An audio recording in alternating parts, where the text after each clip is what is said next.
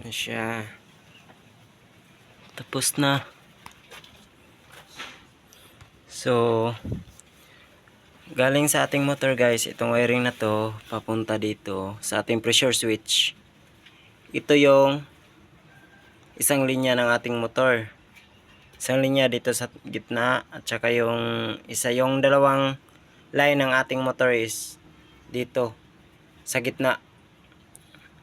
Tapos sa ating wiring sa ating pressure switch. Tapos nilalagyan natin siya ng ground kasi may ground tong ating water pump. Nilalagyan natin ng ground kasi para safe. Kahit paano, safe po. So, ito yung ground ng ating motor.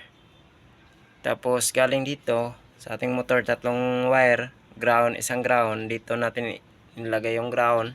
Tapos dito yung